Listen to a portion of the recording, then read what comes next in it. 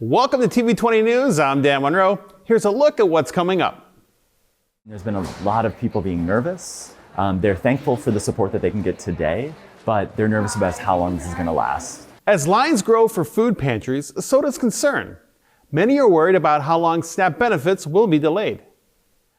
If your flight departs after 7 a.m., we ask that you do not arrive more than 2 hours early to avoid adding to the early morning rush. During the government shutdown, Cleveland Hopkins International Airport says passengers are arriving too early for flights. Their message to travelers as we head into the Thanksgiving holiday. We need it. You know, people don't realize that we're stuck in there when the snow's out. We don't get out. Snow heroes to the rescue. A new city program pairs Clevelanders with older adults to make sure their pathways stay clear this winter season. Local clergy came together to announce their support for Cleveland Mayor Justin Bibb and CMSD CEO Dr. Warren Morgan and their Building Brighter Futures initiative. The initiative will offer student benefits like college credit courses, more classes, as well as more athletics and clubs at all schools. Mayor Bibb says that while this plan helps all students in the long run, some tough decisions needed to be made in terms of school closings and consolidations. We've seen a nearly 50% reduction in the number of children going to CMSD over the last several decades. And that has required us to make some hard choices about the future of our footprint. But our children are suffering as a result of us not having the political courage to make hard decisions about the future of this district. In terms of what Dr. Morgan calls right-sizing the district, he says it's the right thing to do. We have so many buildings, declines in enrollment, finances that you have to look at. It's the right thing to do. It's the only thing you have to do. And what I love about our Building Brighter Futures plan, that's not what's centering in this plan. Students are centered in it. So even as we're making this decision, we're actually making the system better. So it's not only just about improving the footprint, it's about improving the schools. The Building Bright Futures initiative will offer many benefits to CMSD students, including resources for life after high school. And that's what we're doing through this plan, training students in every high school where they'll have opportunities for both college and career so they can choose, and still ensuring that the curriculum is high quality, where they have that strong choice. We want our students to have options and to explore their passions. To stay up to date on information and announcements on the Building Brighter Futures initiative, visit clevelandmetroschools.org/building-brighter-futures. There will also be more discussions on the initiative, and they'll take place at two of Mayor Justin Bibb's town hall meetings, scheduled for Tuesday, November 11th and Thursday, November 13th, both starting at 6 p.m. You can watch both town hall meetings in their entirety on TV20 Cleveland's YouTube page. Leaders in Washington are nearing a tentative deal to end the government shutdown, but food banks and pantries continue seeing a surge in demand as SNAP benefits are halted. TV20 visited the May Dugan Center in Ohio City to speak with staff, volunteers, and those in line to receive food donations. It's a great place that I feel like when you come to pick up things, the volunteers are very great. It's very welcoming. That's Melissa Jones Scott, a lifelong Clevelander, mom of three, and employee of the Cleveland Clinic. She's at the May Dugan Center in Ohio City to take part in its food distribution.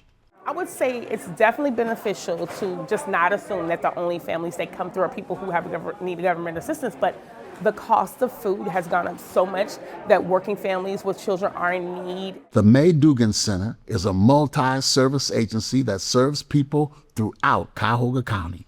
I'm a mom of three. I have teenage boys and a little daughter, and even though we're a working family, it's always great to be able to have free produce open and available to people. We've seen our numbers double this week, and we expect that to continue until SNAP benefits come back. May Dugan, Executive Director Andy Trayers, says he's concerned for the weeks ahead if SNAP benefits keep getting delayed. Actually, about 20% of the people that came on Wednesday had never been to a food pantry before. They had SNAP benefits, and that was sufficient. But without having those, they're having to turn to food pantries like May Dugan, in addition to everyone else who uses us on a regular basis. According to Feeding America, a nationwide network of food banks, for every one meal food pantries provide, SNAP provides 9. Food pantries and food banks, we're the backstop of the system. Therefore, people can go for supplemental. We're not meant to be the main food assistance component in this country. And so without SNAP, we are straining a system that was never designed for it. For all of us that work here and volunteer here, we are so willing and ready to step up and help our community right now, but long term, this is going to be a real strain on organizations like the May Dugan Center and food pantries throughout the city. That's why they welcome any help. We have to treat everybody as the humans that they are, and no judgment, just if you need help, we're here to help. As a food recipient at the May Dugan Center, after waiting in line, you'll check in at the front counter. Then the first bag you'll receive is in the produce section. Recipients then make their way to a second room for pantry items and meat. And finally, a stop in the clothing donations room. There's also an option to make an appointment to pick up all those items at the front desk instead. To volunteer or to learn when food distributions take place, visit maydugancenter.org or call 216-631-5800. As families across Cleveland feel the pressure from cuts to SNAP benefits, Mayor Bibb announced a 30-day moratorium on utility disconnections for non-payment. He made the announcement in partnership with the Department of Public Utilities. Customers of Cleveland Water and Cleveland Public Power will not face service interruptions due to unpaid bills in this 30-day period. As the government shutdown impacted air travel in parts of the country, Cleveland Hopkins International Airport relayed a message for travelers. While CLE is not currently included in the FAA's list of airports impacted by air traffic capacity constraints, airline schedule reductions may still affect flights here. We understand that travel can cause anxiety and that many passengers may feel the urge to arrive extra early. However, my message today is clear. Arriving too early is just as problematic as arriving too late. It can lead to additional congestion in security lines, gate areas, and parking facilities, ultimately disrupting the flow of operations for flights departing before yours. The 4 a.m. to 7 a.m. window is our busiest bank of flights, and this has been true for many years. If your flight departs after 7 a.m., we ask that you do not arrive more than 2 hours early to avoid adding to the early morning rush. Airport officials say they recommend passengers arrive 2 hours ahead of domestic flights and 3 hours ahead of international flights. They also urge travelers to stay in contact with their airline through its app. You can view the live status of TSA checkpoints at clevelandairport.com to plan your arrival more accurately. This is great. This is really fun. I'm only a few blocks away. I could probably even walk here. Clevelanders are signing up to be snow heroes. We'll tell you about the program that matches residents with a local senior citizen to make sure they stay safe this winter season. After more than 2 decades on the bench, a local judge prepares to hang up his robe. His story of service, history, and a chance encounter with Martin Luther King Jr. that he says inspired him to become an attorney. That's next on TV20 News.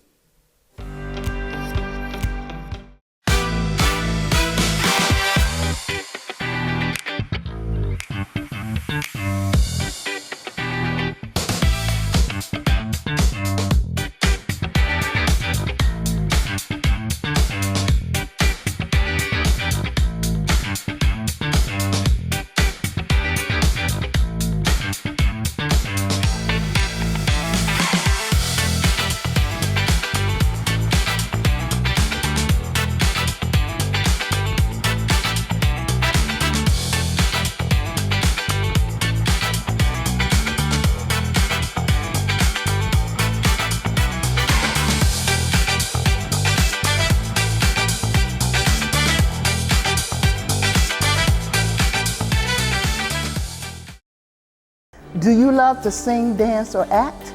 If so, there is a place for you this fall at Theater of Life, now offering programs for youth and adults, Participants will learn new skills from industry professionals while building confidence, making new friends, and developing their creative talents. With performance opportunities throughout the year, everyone has the chance to take center stage. For more information, visit us at clevelandohio.gov or call Cadell Fine Arts at 216-664-4103. Welcome back to TV20 News. I'm Dan Monroe. Snow and ice can be more than just a nuisance. They can be dangerous, especially for older adults and people with disabilities. That's why Cleveland's new Snow Heroes program is making sure everyone can get out safely this winter.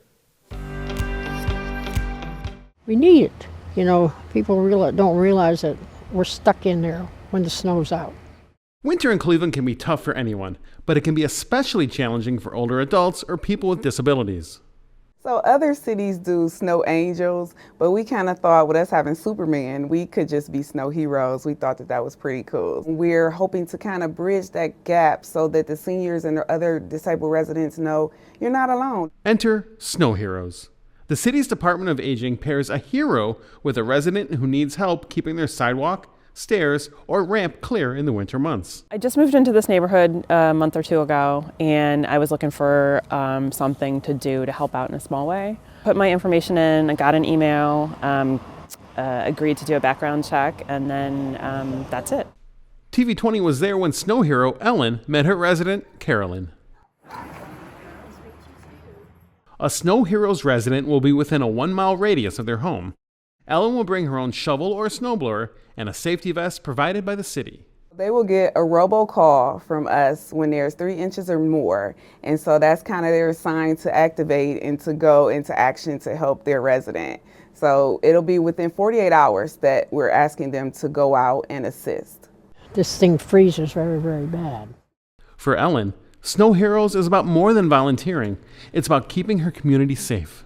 I have 2 people that were close to me that ended up in the hospital. Those are really serious consequences, and so it's like really close to my heart that the snow can really play a number on you if you're trying to shovel and you've got like a heart condition. Snow Heroes is an opportunity for neighbors to help neighbors. But it's not just for individuals. The city is encouraging groups to apply to be heroes too. Whether that's a youth group or a church group or any community group, we've had families start to apply. So if you come as a group, you can do more houses. Thank you. You're welcome. There's no deadline to sign up to be a snow hero, and you can sign up at clevelandohio.gov/aging or by calling 216-857-7165.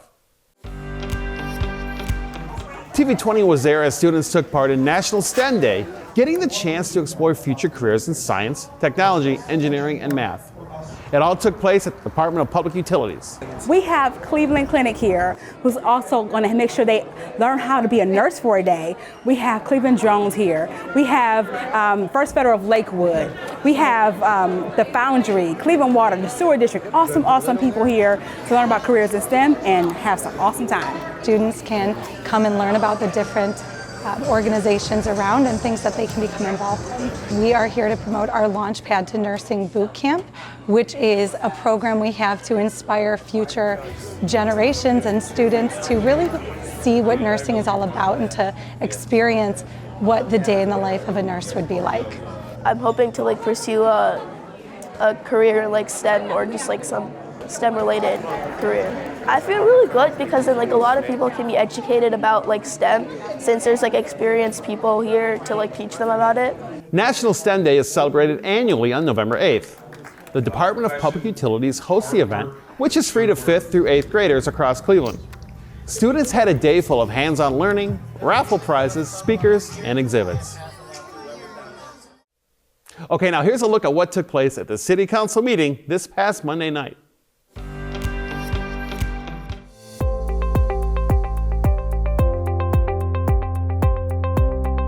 Council passed legislation that will result in a renovation of Herman Park. This is currently in the conceptual design phase with a preliminary estimated cost of $585,752, with Councilmember Spencer setting aside $200,000 NEF funds for the Herman Park renovation and site improvements. Legislation was recently passed to rename Herman Park to Judge Raymond L. Pianka Park once the renovation of the park is complete. Council approved 7 separate collective bargaining agreements, including with Service Employees International Union, Laborers International Union, and the International Brotherhood of Teamsters. Finally, Council passed 2 pieces of legislation. First, authorizing the city to enter into a forgivable loan with Penrose Holding to provide economic development assistance to partially finance the construction, pre-development, and renovation costs associated with converting 2 buildings into affordable apartments for seniors and families, and other associated costs necessary to redevelop the properties. The other is to enter into a tax increment financing agreement with Penrose Holding to assist with the financing of the Warner and Swayze projects at 5701 Carnegie Avenue that will ensure payments to the Cleveland Metropolitan School District and to declare certain improvements to real property to be a public purpose. That's your Cleveland City Council wrap for this week. Stay tuned to TV20 for more updates on how council decisions shape our city. 7 artists have been hard at work for the last year creating projects aimed to better the city we live in. A look back at the journey of the city's Transformative Arts Fund next. And don't forget, you can catch Muni League cheerleading on TV20's YouTube page right now. Just search TV20 Cleveland. We are Cleveland. We are Cleveland. We are Cleveland. We are Cleveland. We are Cleveland. We are Cleveland. We are Cleveland. We are Cleveland. We are Cleveland. We are Cleveland and proud of it.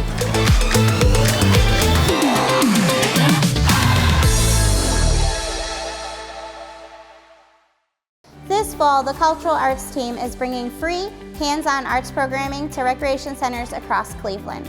From after-school arts and cooking club to dance, ceramics, and more, there's something for kids, families, and adults alike.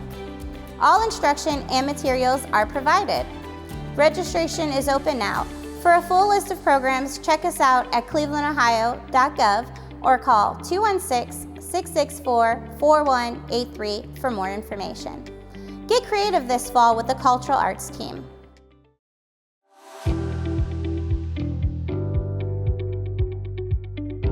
Well, leaf pickup is going to focus on getting on high generation areas.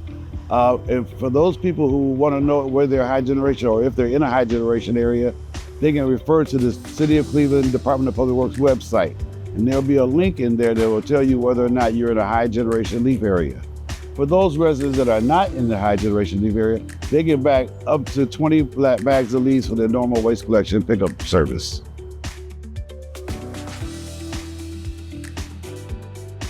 Well, we try to encourage residents to put the leaves actually on the tree lawn and not so much in the street. Because our goal is to make sure that the catch basins don't get blocked so you don't have flooding and ice buildup during the winter months.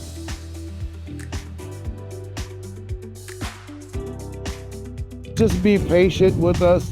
We're going to get to you. A lot of times we get interrupted by weather hindrances, and the same people that provide your snow and ice control are the same folks that pick up your leaves.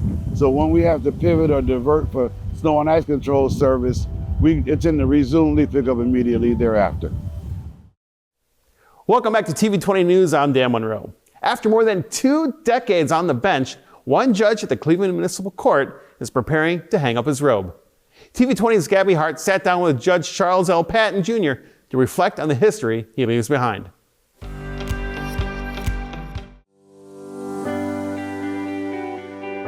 20 years, 2 decades in this court, and to now kind of be coming to that end of an era. How are you feeling? Well, it's the end of a journey.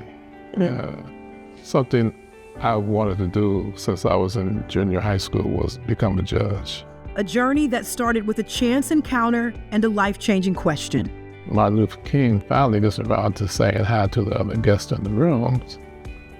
And sooner or later, he put his hand on my shoulder and said, the civil rights movement needs some attorneys. What do you want to do when you grow up? And I said to myself, what's an attorney? Not only did he find out, he became one. studying African American history and journalism as an undergrad before earning his law degree and building a career that would bridge service, policy, and justice. That's powerful. So Martin Luther King Jr. pretty much inspired you or kind of steered, you onto this path. Judge Patton would go on to serve on Cleveland City Council and later on the municipal court bench, where he spent the last 20 years. His office, a time capsule of history. The walls are lined with photos of legends. Of course, Thurgood Marshall on top. I got to meet him 3 different times. Johnny Cochran, Mike White in this picture. Johnny and I were friends before he did the OJ trial. And right beside him through it all, what a loss. His personal bailiff, Ernest Hendricks. We just call him Ernie. He says he's learned a lot from the judge, and he also highlighted the judge's focus on education. The judge would always ask people, and I never understood the significance until it clicked. One major thing, how far did you go in school? And when I started hearing people dropping out in the 10th grade, and of course I'm an accountant, I'm saying, whoa.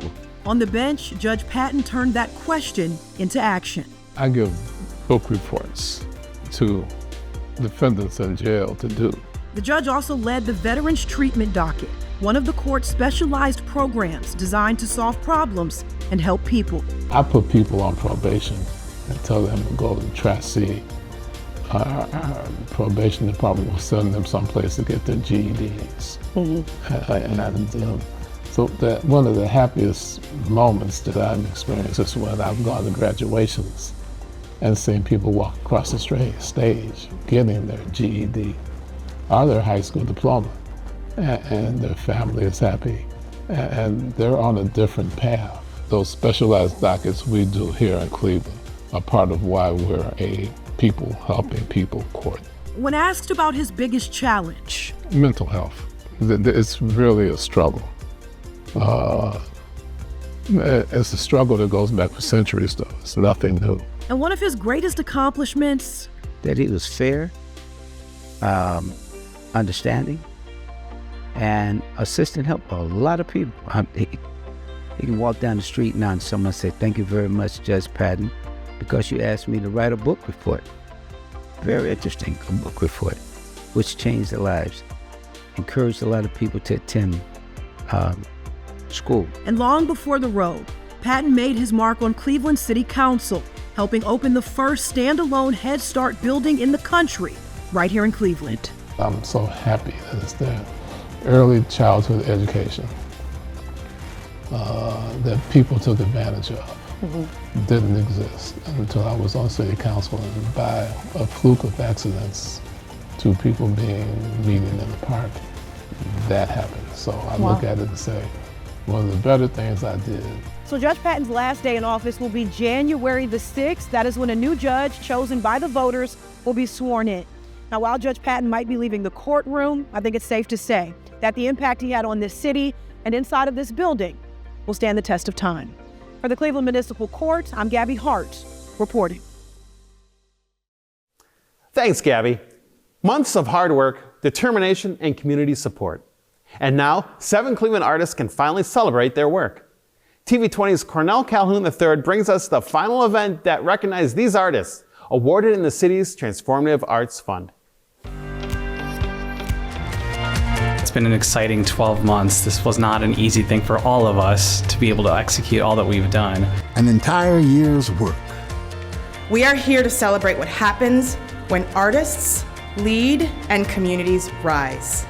It's time to recognize 7 artists whose work aimed to uplift the city of Cleveland. Today we are here to celebrate the culmination of the Transformative Arts Fund, which began in 2022 with a piece of legislation and has now turned into 7 incredible, tangible, palpable art projects throughout the Cleveland community. The city's Transformative Arts Fund awarded nearly $3 million to local projects led by 7 finalists. We received 103 applications, reviewed all 103. 67 of those 103 were eligible, And we went through 67, whittled it down to 23 semifinalists, and came up with 7 awardees. Those projects can be grouped into 3 areas: artistic social practice, creative placemaking, and immersive theater. And now Clevelanders can witness these completed projects in neighborhoods across the city. To just see everything come together was really surreal, and I'm just eternally grateful. Jordan Wong was the artist behind For Those Who Call Here Home, transforming Asia Town with an outdoor community space. Clevelanders can view and enjoy his work at the corner of East 33rd Street and Payne Avenue. And these are murals? They're the result of Impart 216, breathing creativity into the community.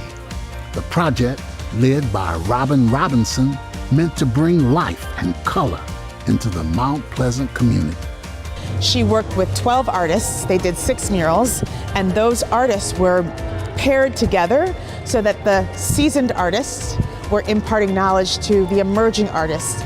Meanwhile, at 9413 Sophia Avenue, the Transformative Art Fund project helped create something different where a vacant house once stood.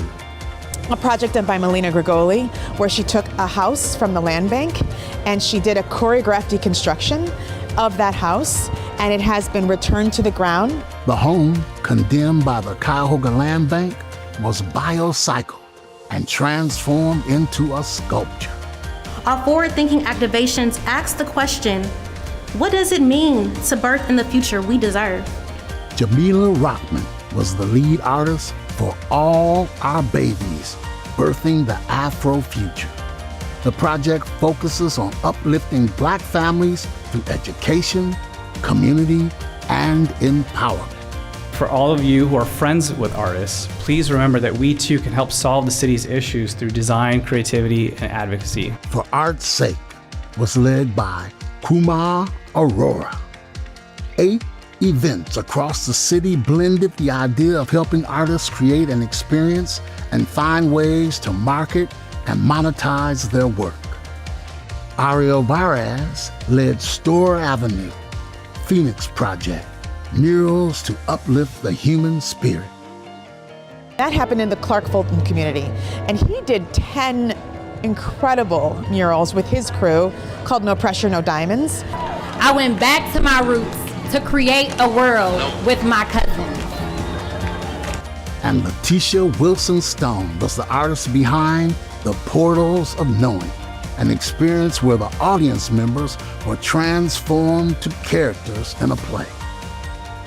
Being chosen to be a grant recipient was, in a lot of ways, and I know sometimes it feels cliche, but it really was life-changing for me, especially on an internal level, helping me with fighting against some of my imposter syndrome.